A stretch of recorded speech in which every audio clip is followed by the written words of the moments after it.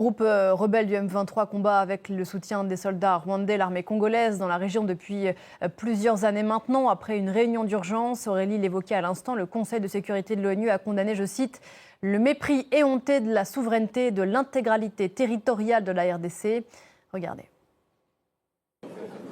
La crise dans l'est de la RDC retentit jusque dans les couloirs de l'ONU. Le Conseil de sécurité condamne le mépris éhonté de la souveraineté et de l'intégrité territoriale de la RDC. Mais contrairement au secrétaire général de l'ONU, il n'évoque pas nommément le Rwanda, accusé pourtant de déployer des troupes aux côtés des rebelles du M23. Un peu plus tôt, la ministre des Affaires étrangères de la RDC avait demandé des sanctions contre Kigali. Une attaque d'une gravité inouïe se déroule sous les yeux du monde. De nouvelles troupes rwandaises ont franchi les bornes 12 et 13 du poste frontalier séparant Goma de Gisenyi, pénétrant sur notre territoire en plein jour, dans une violation ouverte et délibérée de notre souveraineté nationale.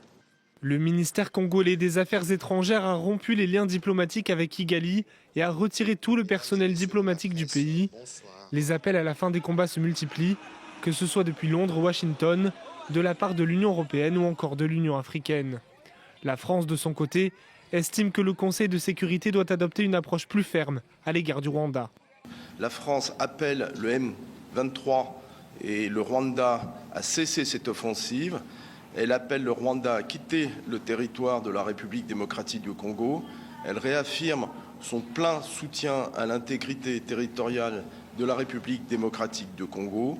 Elle appelle à une reprise des processus de paix, celui de Luanda, celui de Nairobi. 13 soldats de la MONUSCO, la force de maintien de la paix de l'ONU en RDC, ont été tués ces derniers jours lors d'affrontements avec les rebelles du groupe M23. Les Nations Unies comptent environ 14 000 casques bleus sur le terrain.